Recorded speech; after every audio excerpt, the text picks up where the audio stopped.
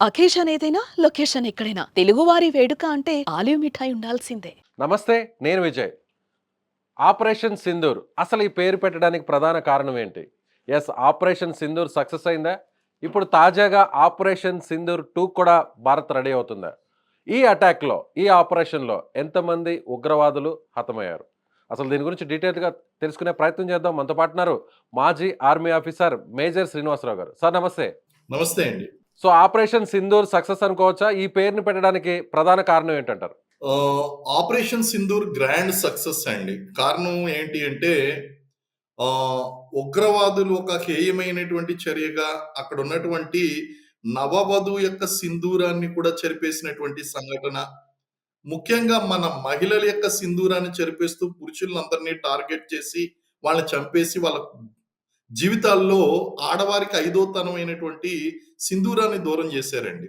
దీన్ని సెంటిమెంట్‌గా తీసుకొని మన యొక్క ఇండియన్స్ అంటేనే మనం సెంటిమెంట్స్ అనేటువంటివి చాలా ఎక్కువగా ఉంటాయి. మానవత్వానికి ఎక్కువగా విలువిస్తాం.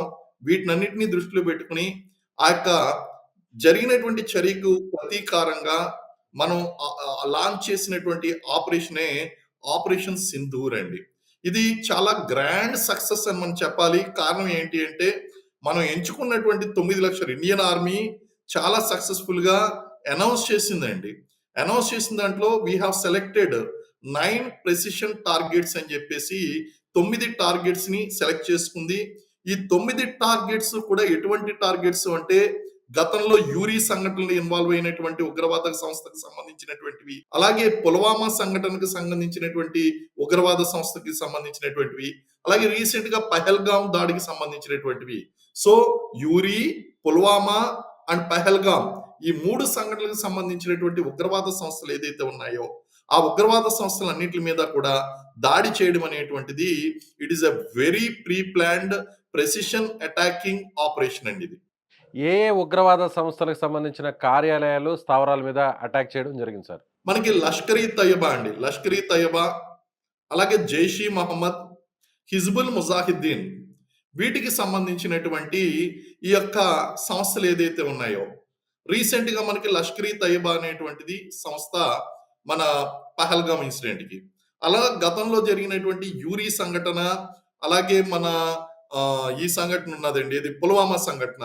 హ్మ్. వాటికి సంబంధించి హిజ్బుల్ ముజాహిద్దీను, జైషే మహమ్మద్ సారీ జైషే మహమ్మద్ అండి. ఈసారి మనకి ఉన్నటువంటి చూసుకుంటే గనక మనకి జైషే మహమ్మద్ సంస్థ. ఇవన్నీ కూడా మనకి ఇన్వాల్వ్ అయినటువంటి సంస్థలండి. ముఖ్యంగా ఈ హెడ్ క్వార్టర్స్‌ని టార్గెట్ చేయడం ద్వారా అక్కడ మెయిన్ లీడర్స్‌ని గూడా ఒక రకంగా మనం హతం చేసినట్టు అనుకోవచ్చా? అంటే స్మాష్ చేసామా ఆల్‌మోస్ట్ అక్కడున్న మొత్తం స్థావరాలన్నిటిని? ఆ స్థావరాలైతే మనం అటాక్ చేశాం గానీ, ఇంకా అక్కడ ఉన్నటువంటి ప్రధాన మౌలానా మసూద్ అజార్ గాని, లేకపోతే ఈ మిగిలినటువంటి లీడర్స్, టాప్ లీడర్స్ ఎవరైతే ఉన్నారో, వాళ్ళు హతమయ్యారా లేదా అనేటువంటిది ఇప్పుడు మనకి మిలిటరీ ఆపరేషన్స్ కండక్ట్ చేసినటువంటి అఫీషియల్ ఇన్ఫర్మేషన్ అనేటువంటిది విడుదల కావాల్సి ఉందండి.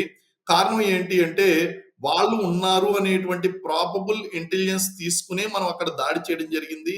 కాబట్టి ఇది 100% మనం అనౌన్స్ చేయాలంటే కొన్ని డీఎన్ఏ టెస్ట్‌లు కండక్ట్ చేయవలసి ఉంటుంది. ఇవన్నీ కూడా ఉంటాయండి. కొన్ని ప్రొసీజర్స్ ఉంటాయి. కాబట్టి ఇంత త్వరగా మనం ప్రాబబిలిటీ చెప్పగలమేమో తప్ప, ఖచ్చితంగా వాళ్ళు చనిపోయారా లేదా అనేటువంటి విషయం ఇప్పుడు అనౌన్స్ చేయడం కష్టంగా ఉంటుంది. I think officially that will be announced maybe today or later. Today or later అనేటువంటిది అది జరుగుతుందండి.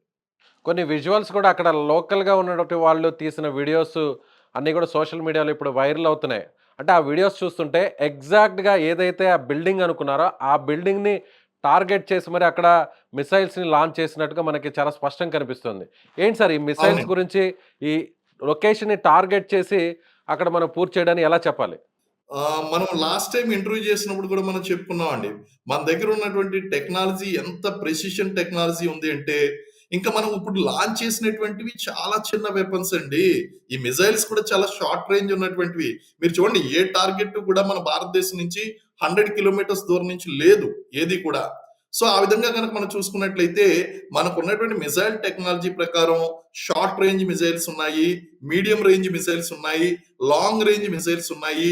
ఇంటర్ కాంటినెంటల్ బాలిస్టిక్ మిసైల్స్ ఉన్నాయండి. అంటే ఖండాంతర్గత లక్ష్యాలను కూడా ఛేదించేటువంటి మిసైల్స్, లాంగ్ డిస్టెన్సెస్ ట్రావెల్ చేసేటువంటి మిసైల్స్ మన దగ్గర ఉన్నాయండి. అయితే ఇప్పుడు మనం ఏదైతే ప్రయోగించామో అవి medium range, short range missiles మాత్రమే మనం ప్రయోగించగలిగాము. అలాగే మనకి అవసరమే ఏర్పడిందండి. షార్ట్ రేంజ్ మిసైల్స్ అనేటువంటివి ఉపయోగించవలసినటువంటి అవసరం ఏర్పడింది కాబట్టి అవే ప్రయోగించామండి. అవి ఎలాంటి టెక్నాలజీతో ఉంటాయంటే ఒకటి లేజర్ గైడెడ్. రెండోది మనం ఒక టార్గెట్ ఫిక్స్ చేసి ఆ టార్గెట్ ఇస్తే వెళ్లి ప్రిసైజ్‌గా అదే టార్గెట్‌ని కొట్టేటువంటి టెక్నాలజీ ఉన్నటువంటి మిసైల్స్ మన దగ్గర ఉన్నాయండి. అంటే మన లక్ష్యాన్ని ఎంచుకుంటామో ప్రిసైజ్‌గా దీన్ని అందుగురించే ప్రెసిషన్ స్ట్రైకింగ్ ఆపరేషన్ అంటారు. ప్రెసిషన్ స్ట్రైకింగ్ అంటే ఏదైతే పిన్ పాయింటెడ్‌గా మనం చూస్తామో 10 బిల్డింగులు ఉంటాయండి. 10 బిల్డింగుల్లో మనం ఒక బిల్డింగ్‌ని కొట్టాలంటే దాన్ని మాత్రమే కొట్టేటువంటి టెక్నాలజీ ఈ యొక్క లేజర్ గైడెడ్ టెక్నాలజీ అనేటువంటిది మన దగ్గర ఉంటుంది. అలాగే ఆ యొక్క లాటిట్యూడ్స్, లాంగిట్యూడ్స్ చూసుకొని ప్రిసైజ్‌గా దాన్ని సెలెక్ట్ చేసేటువంటి అవకాశం ఉంది. కాబట్టి ఎయిర్ టు ల్యాండ్ స్ట్రైక్ చేసేటువంటి మిసైల్స్‌తో దీన్ని లాంచ్ చేయడం జరిగిందండి.